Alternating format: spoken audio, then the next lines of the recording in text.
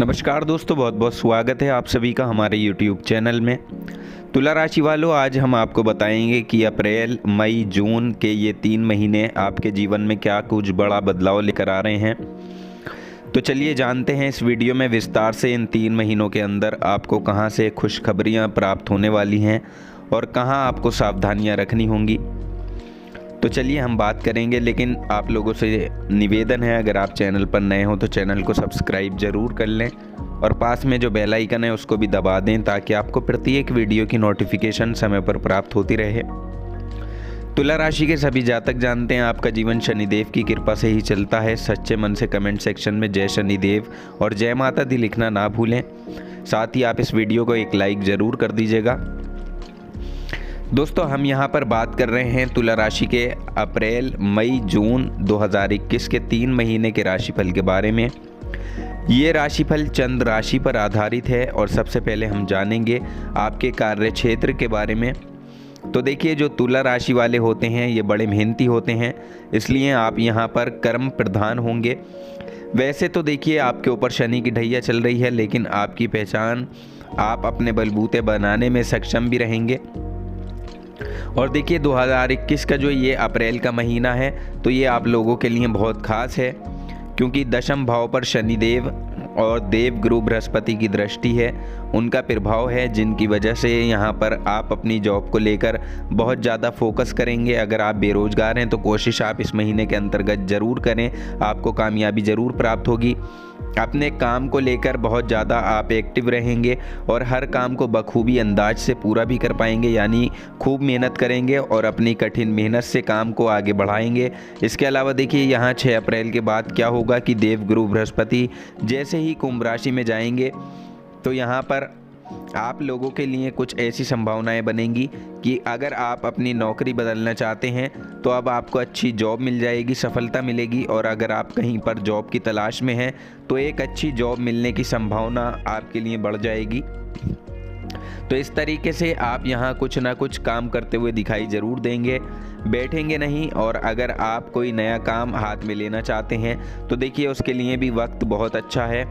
और अगर आप चाहते हैं कि पार्ट टाइम कोई काम करें तो देखिए उसके लिए भी समय अच्छा है, आप इस चीज़ के लिए भी ट्राई कर सकते हैं। यहाँ पर आपके साथ जो काम करने वाले लोग हैं तो उन लोगों का साथ भी आपके लिए बना रहेगा और काफ़ी चीज़ें बेहतर होती हुई दिखाई देंगी।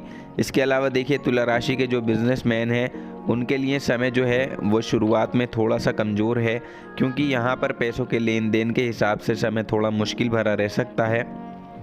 यानी जैसे अगर आप कहीं पर शेयर मार्केट या प्रॉपर्टी निवेश आदि में इन्वेस्ट के बारे में सोच रहे हैं तो अभी उसके लिए आप थोड़ा सा रुक जाएं, वक्त का इंतज़ार करें और नए काम के बीच शुरुआत अभी आप ना करें। तो इस चीज़ों का ध्यान आपको यहाँ पर रखकर चलना है, जो कि आपके लिए बेहद ज़रूरी होगा। बाकी जो समय रहने वाला है कई चीज़ों में आपके लिए अनुकूल समय बना हुआ है। आपको थोड़ी सी सावधानियां भी यहाँ पर रखकर चलनी होगी। आगे हम सावधानियों की बात करेंगे जो बेहद ज़रूरी है आपके लिए सावधानी रखना। दोस्तों देखिए, जैसे ही 14 अप्रैल को मंगल का राशि परिवर्तन होगा तो उस समय में आप ये सभी कार्य कर सकते हैं, यानी कि नए काम की शुरुआत आप कर सकते हैं, प्रॉपर्टी में निवेश कर सकते हैं। ये समय काफ़ी आपके लिए शुभ रहेगा। तो इस चीज़ की अगर आप शुरुआत करना चाहते हैं तो 14 अप्रैल के बाद ही करें, तो वहाँ आप अपने व्यवसाय को आगे बढ़ाने के प्रयास कर सकते हैं। और साथ ही देखिए यहाँ शुरुआत में आपके ऊपर शत्रु विरोधी भी एक्टिव हैं, तो उनसे भी आपको संभल कर रहना है और किसी अनजान पर आपको बिल्कुल भी भरोसा नहीं करना है, क्योंकि यहाँ बहुत लोग ऐसी ताक में बैठे होंगे जो आपके काम को बिगाड़ने की कोशिश करेंगे, आपको नुकसान पहुँचाने के बारे में षड्यंत्र रच सकते हैं। इसलिए आप इन सभी चीज़ों से सावधानी रखें और इस बात का भी ध्यान रखें कि किसी कानूनी विवाद वगैरह में आप ना पड़ें। यानी हर चीज़ में आपको बहुत ज़्यादा सतर्क रहने की आवश्यकता होगी। बाकी 14 अप्रैल का बाद जो समय परिवर्तित होगा वो आपके लिए काफ़ी शानदार होगा, वो आपके पक्ष में रहेगा। इसके अलावा देखिए अब हम बात करते हैं आपकी आर्थिक स्थिति या धन पक्ष की। तो देखिए आर्थिक स्थिति में थोड़ा उतार चढ़ाव जरूर रह सकता है, क्योंकि यहाँ आपके धन भाव में केतु और छठे भाव में शुक्र, सूर्य, बुध और वहीं अष्टम भाव में राहु मौजूद हैं, जिसकी वजह से यहाँ पर आपको थोड़ी बहुत सतर्कता बरतनी होगी। यानी किसी को भी पैसे उधार देने से पहले या इन्वेस्टमेंट करने से पहले आपको सोचना समझना ज़रूरी होगा। क्योंकि दोस्तों यहाँ पर आपके पैसे डूबने के चांसेस बने हुए हैं, इसलिए ध्यान रखें कि साथ ही देखिए यहाँ कुछ खर्चे भी बढ़ेंगे तो उनको भी नियंत्रण में रखना आपके लिए ज़रूरी होगा। इसके अलावा 6 अप्रैल से देवगुरु जब आपके दशम एकादश भाव में दृष्टि डालेंगे तो तब आपकी इनकम धीरे धीरे बढ़ती हुई दिखाई देगी, धीरे धीरे सुधार होगा। और 14 अप्रैल को मंगल जब एकादश भाव में आएंगे तो फिर एक बार आपके खर्चे बढ़ते हुए दिखाई देंगे, लेकिन इनकम भी आपकी साथ ही साथ बढ़ेगी। और अगर हम बात करें आपके स्वास्थ्य की तो देखिए स्वास्थ्य के मामले में थोड़ी बहुत सावधानी आपको ज़रूर रखनी होगी। कोई चोट लगने के चांसेस यहाँ पर बने हुए हैं, कोई छोटी मोटी दुर्घटना भी हो सकती है, तो इसलिए आपको पूरी तरह से सावधान रहने की ज़रूरत होगी। वाहन अगर आप चलाते हैं, चाहे आप 2 व्हीलर चलाते हो या 4 व्हीलर चलाते हो, तो सावधानी पूर्वक वाहन चलाएं। रोड पर अगर आप चलते हैं सावधानी पूर्वक चलें। अब बात करते हैं आपके पारिवारिक जीवन की, तो देखिए आपके दूसरे भाव में केतु हैं और चतुर्थ भाव में शनिदेव गुरु हैं, इसलिए परिवार में आपके सुख सुविधाएं बढ़ाएंगे। लेकिन वहीं कुछ विवाद भी हो सकते हैं, यानी आपसी मतभेद हो सकते हैं। यहाँ पर आपको एक दूसरे के साथ की आवश्यकता है, इसलिए एक दूसरे को समझें, क्योंकि एक दूसरे को नहीं समझने के कारण आपके तालमेल बिगड़ सकते हैं, इसलिए इन सभी चीज़ों का ध्यान आपको रखना है। बाकी शनिदेव और देवगुरु आपके चतुर्थ भाव में हैं, यानी जो यकीनन आपके समाज में मान सम्मान को बढ़ाएंगे, आपकी छवि भी मजबूत होगी। और जब यही देवगुरु पंचम भाव में आएंगे तो उनके प्रभाव से जो लोग संतान प्राप्ति की चाहत रखते हैं तो उनके लिए संतान प्राप्ति के योग बनने शुरू हो जाएंगे। 6 अप्रैल के बाद वक्त बहुत बेहतर है, इसका आपको फ़ायदा उठाना है। इसके अलावा देखिए तुला राशि की जो अविवाहित लोग हैं उनके लिए भी समय काफ़ी शुभ रहने वाला है। आपके रिश्ते तय हो सकते हैं, घर परिवार में खुशियाँ आने का ये समय रहेगा, सुख समृद्धि में वृद्धि होने का समय है। और हो सकता है यहाँ आपके घर परिवार में बड़ा होने के योग हैं, यानी चाहे कोई आपका जीवन साथी हो वो आपके घर पर आएगा, आपका पुत्र वधु आए, भाभी आए, या फिर आपके यहाँ संतान आए, यानी कोई ना कोई नया सदस्य आपके परिवार में जुड़ सकता है।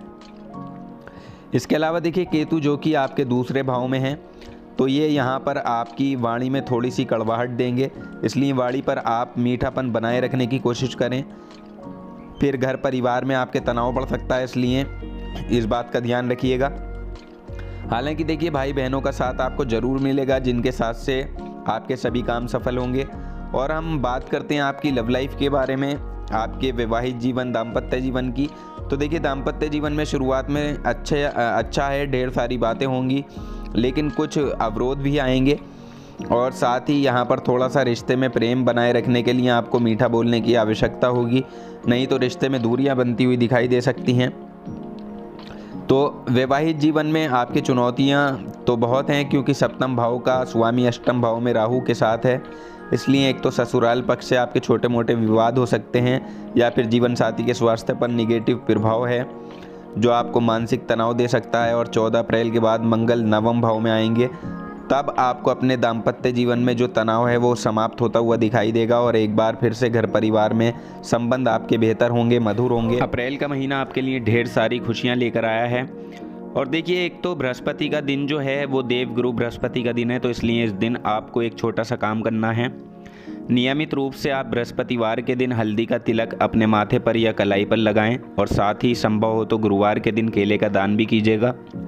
और देखिए शुक्र जो कि आपकी राशि के स्वामी हैं, उनको प्रसन्न करने के लिए ओम शुक्राय नमः मंत्र का जप करें, या सलाह लेकर कोई ओपल पहन लें, तो आपके लिए अच्छा है। इससे आपके भाग्य में वृद्धि होगी। और जिन पर शनि की ढैया चल रही है वो लोग शाम के समय कम से कम 5 बार ओम शनिश्चर्याय नमः इस मंत्र का जाप करें, इससे आपको राहत मिलेगी।